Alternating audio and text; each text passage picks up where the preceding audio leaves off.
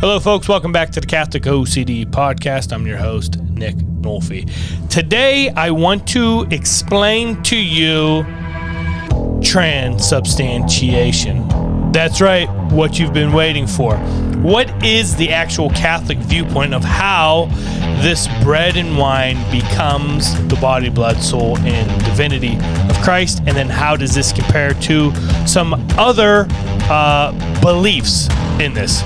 Stay tuned. That is the topic for today.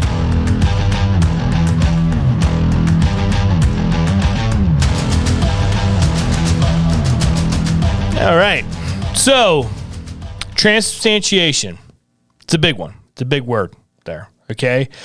Don't forget to like and subscribe to this podcast so you can get more, theological regurgitation from yours truly. So, I want to explain the Catholic viewpoint of how the consecration happens, or how this bread, how exactly does it turn into the body and blood of Christ? So sometimes you might hear people say, like, well, Catholics believe in the real presence. Like, they believe that the Eucharist really is Jesus' body and blood. So do you mean if I take it to a lab and I take it underneath a microscope that I'm going to see like part of Jesus' arm, or I'm going to see like, like some of the DNA? No, that's not the belief. It won't happen because that's not the way it works. So how do we as Catholics explain this? So I'm going to give 4 viewpoints. Catholic viewpoint, I'm going to even say / Orthodox viewpoint. I'm going to say the Lutheran consubstantiation viewpoint.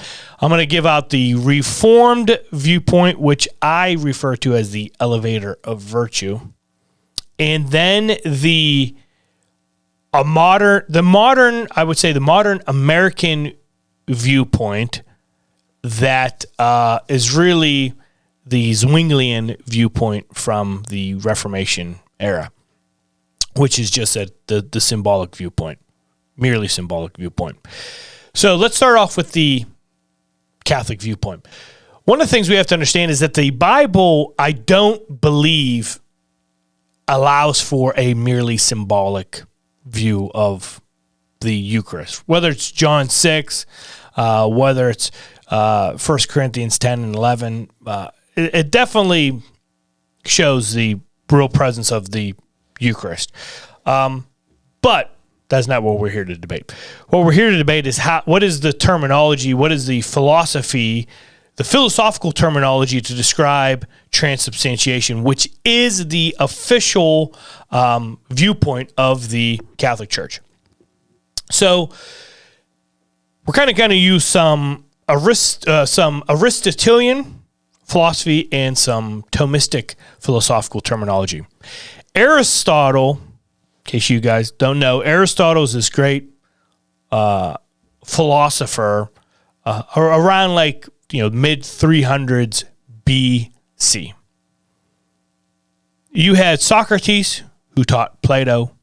Plato teaches Aristotle. You want to know how you remember that? Socrates, Plato, Aristotle. Remember spa. Picture all these Greeks sitting out in a spa talking philosophy. Okay, remember that word spa. So it's an acronym: Socrates, Plato, Aristotle. That's the pecking order, if you will. So Aristotle uses this terminology, this metaphysical terminology. And what Aristotle understands is that everything is made up of accidents and essence. The accidents of something and the essence of something. I don't mean accidents like, somebody's driving, like, oh my gosh, look out.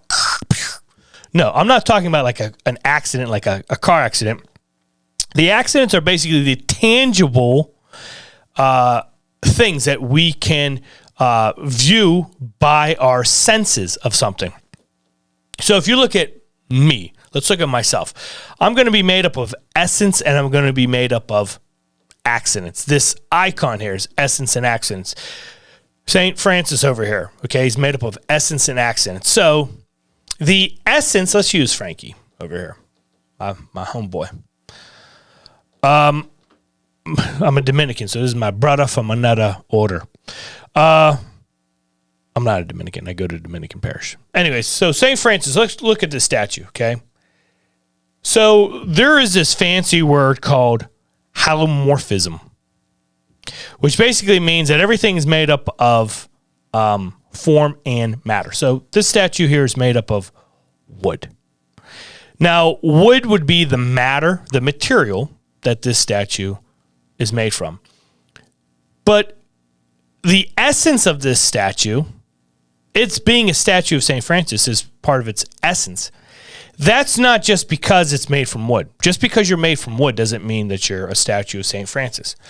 So in order for this to be a statue of St. Francis, the way it is right now, we have to understand that this wooden statue has to be made out of wood, and it has to be shaped in this statue of St. Francis. It has the matter of wood, and it has the form of St. Francis. This desk that I'm doing this podcast on has the wood. It's made up of matter, but it's also it has the form of a table. If I chop it up, it will still be made up of the same matter, but it will no longer be a table. It will lack the form. Another bit of terminology, though, is the whole idea of essence and accent. So going back to St. Francis, the essence of this, as we said, is a statue, this wooden statue of St. Francis. This is the substance of it. This is the essence of it. Okay? Now, there's tangible things about this. The tangible things are like, what color is his robe? What does he look like? If I feel this, what does this statue feel like?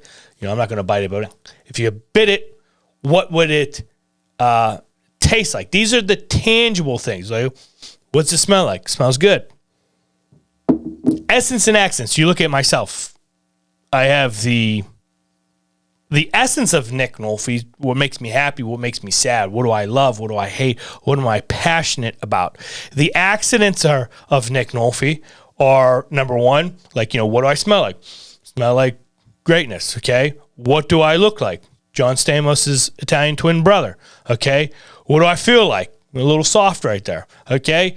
These are my tangible things. Essence and accidents.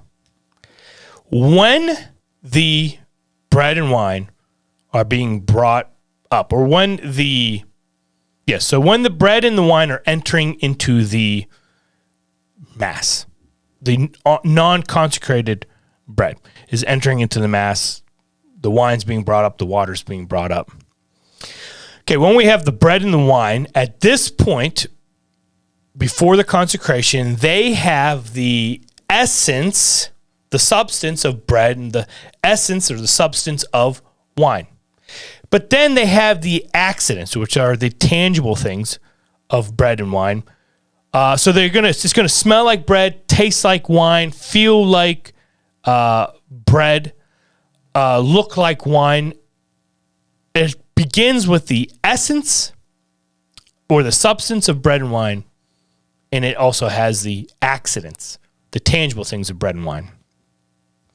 What we're saying happens with transubstantiation, the way we're going to define this, because what's going to happen is Thomas Aquinas, who would be about 1,500 years after Aristotle, Thomas Aquinas happens to live during the time where crusaders are coming back and they're bringing this lost Aristotelian philosophy back to the West. Aquinas is just eating it up, and he's starting to use Aristotelian philosophical terminology. He's starting to use this to help describe great Christian doctrines. Because, listen, God is God. We are just humans. We will always understand that our human language is always going to be inadequate to describe this great things and great theology of God.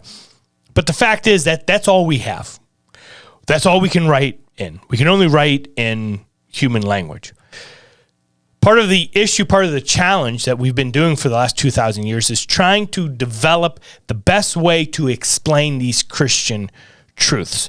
Sometimes you'll hear people say like, transubstantiation was invented by the Catholic Church in the 1200s. Not true. This is when we start to use specific terminology. This is not when the church or Christians start to believe that the Eucharist really is Jesus' body and blood. That's a stupid saying that I hear some people say. Read the church fathers, read the Bible. Especially reading the church fathers, you're going to see this belief in the real presence of the Eucharist. What happens, though, with Aquinas in the 1200s is transubstantiation. The church views that this is the best way to explain this great mystery. What this understanding is, this bread and this wine come forth. The essence of bread, the essence of wine, the substance of bread, the substance of wine. And then it also has the accidents or the tangible things of bread and wine. Looks like bread, tastes like bread, smells like wine, feels like wine. After consecration, what the teaching is that the essence of bread, the essence of the bread and the wine, or the substance of the bread and the wine is removed. And it is replaced with the substance or the essence of the body, the blood, the soul, and the divinity of Jesus. Jesus' whole being. Like we get to partake of his divinity. We're partaking of his soul, his body, his blood. This is a way of us partaking of his human nature, his divine nature. This is what the understanding is. It's not just that, like, we're biting Jesus's arm. It's the idea if we are partaking of him, we're becoming one with him in this mystical union through the Eucharist.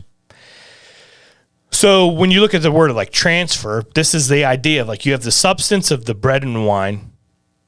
It's removed and it's changed with the substance of the body, blood, soul, and divinity. A different way of saying it's moved is it's transferred. Okay, so it's transferred to the substance of the body, blood, soul, and divinity. Hence the term transubstantiation. It's changing into the substance is changing from bread and wine to the body, blood, soul, and divinity of Christ. The accidents, however, these tangible things, what it looks like, smells like, feels like, remain bread and wine. So the understanding is that the accidents of bread and wine always remain. It's only the substance that is changed to the body, blood, soul, and divinity of Christ. At this point, what transubstantiation teaches us is that there is no bread and wine there. There's only the appearance of bread and wine, but the essence of what we are partaking of is only the body, blood, soul, and divinity of Christ. This differs from Luther's viewpoint, which is that they have somehow molded together to become one new thing. And this is where he's going to not use the word like trans, meaning like change, but he's going to use the word coming from the word with. Consubstantiation, which would be the idea that if you were to take a iron rod and you were to put it in a fire. So if you have an iron rod and then you have a fire, you have the iron rod has its essence or its substance it's made up of, and then the fire has its essence or its substance that it's made up of. After a while, when you pull this glowing metal rod out of there, it has kind of mutated into this new essence, which is iron rod, but yet is also fire. And that's Luther's understanding, that he believes that, yes, there is bread and there is wine there, but mixed in and under and through this is also the true, real presence of the body and blood of Christ. This is Luther's belief. So the Lutheran viewpoint is that there is a real presence, and there could be other Protestants who hold to this view also. Then you get to the Reformed viewpoint, and more of the traditional Reformed viewpoint. They're very concerned about this idea that Jesus' human nature is limited to the bounds of humanity, meaning that if human nature cannot be omnipresent in different places, then that means Jesus' human nature cannot be omnipresent on all these different altars. In the Lord's Supper, Jesus can't just be spread out everywhere. So they're going to believe in this idea that you are partaking or participating in the real presence of Christ during the Lord's Supper, which is more what they're going to call it instead of the Eucharist, during the Lord's Supper. So how does this work? Well, they believe that if you are the elect, if you're one of the elect, one of the regenerated souls, that when you go to communion, if you bring your faith to this sacrament, which they're still going to call it a sacrament, because the Orthodox are kind of with the Catholics, only they don't like to explain things as in detail as the Catholics do. The Lutherans are still going to call it a sacrament. So are the Reformed are going to call it a sacrament. What they're understanding is when you come in faith, now when you partake of this, what's happening is not so much that Christ comes down, but you actually, your soul in a certain sense gets elevated up through what I'd like to call this elevator of virtue, and you actually do, in this act, participate in this union with the body and blood of Christ. That would be the Reformed viewpoint. Now, notice here, between the Catholic, the Orthodox, the Lutheran, and the Reformed viewpoint, these are still all holding to a real presence viewpoint. Even when you bring, let's bring him in. Let's bring Jonathan Wesley into this situation. Jonathan Wesley still had a big devotion to the Eucharist, and even what I formerly was of the Nazarene denomination. The Nazarene denomination is actually going to specifically acknowledge a real presence of Christ in the Eucharist. So how did we get to this idea that there is no real presence, that it's merely a symbol, which happens to, or seems to be the viewpoint that America has in the American evangelical churches today? Because I talked to somebody the other day, and they go, one of the differences between Catholicism and Protestantism is the idea of, the real presence of the Eucharist. And I'm like, that's not true. That's maybe describing how this real presence takes place. Maybe that's a difference, but traditional Protestantism, for the most part, these major players, they've believed in a real presence. Now, one of the early men who did not during the Reformation was a guy named Zwingli. So I kind of think Zwingli his influence definitely is the most shared thought in American evangelicalism today. Zwingli, who was during the time of Luther, he didn't really view sacraments. He viewed everything as it was just symbolic. So a lot of these churches today, if you look on a church's statement of belief, go on their website, most of them don't talk about sacraments. They'll call them ordinances. And what an ordinance is, it's not holding the view of a sacrament where a sacrament is we're partaking of this actual grace in these things that we're doing. So baptism, there's actually a grace in there, or confirmation, or the Eucharist, or confession to the Catholic, or whatever. They view it as an ordinance. And an ordinance just means this is a command you're supposed to do it because Jesus said to do it. And what you get from this is all based on your emotion or your faith or what you're trying to remember during this. But these are not these special interactions or special encounters with God in a supernatural way, which was the sacramental view of the Catholics, Orthodox, Lutherans, most of the Reforms, Wesleyans, things like that. So what Zwingli's viewpoint was that everything is just a symbol. And even very early on, the Protestants tried to unite, and they had this little council meeting. And when it came time to the sacrament of the Eucharist, Zwingli's basically going to make the argument that, like, listen, we can all agree that this is just a symbol, right? I mean, nobody really believes, like the Catholics, that the Eucharist really is the body and blood of Christ. And at that point, Luther actually kind of flips out. Luther stands up, starts slamming his hands on the table, saying in Latin, "This is my body, this is my blood, this is my body, this is my blood," and storms out.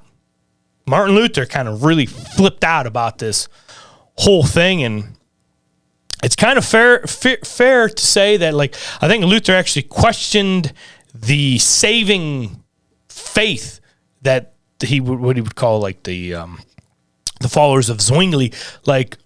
He kind of questioned if their sacramental view could save them. He believed that Zwingli was that wrong. I do think, though, that has become what's understood today as the belief that a lot of the Christian movement has had today. And but I would say that is not in the majority of the traditional Protestant or Church Fathers or Catholic or Orthodox view. The historical viewpoint, even for the first 1800 years of Christianity, was a viewpoint of the real presence. There were certain reformers who did not believe in the real presence, but the traditional viewpoint from, like I said, from the time of St. Paul to the Church Father to, all through, the Catholic, Orthodox, and early Protestant viewpoint up to at least the 1800s was a real presence of Christ viewpoint some way in the Eucharist. So transubstantiation, how does this work? Essence and accidents. Everything's made up of essence. It's substance. And everything's made up of accidents. It's tangible things. Bread and wine come to the altar. They have the essence or the substance of bread and wine. They have the accidents, the tangible things of bread and wine. After consecration, the accidents, the tangible things remain, but the substance is transformed into the substance of the body, blood, soul, and divinity of Christ. Almost like why Jesus says, my flesh is true food, my blood is true drink.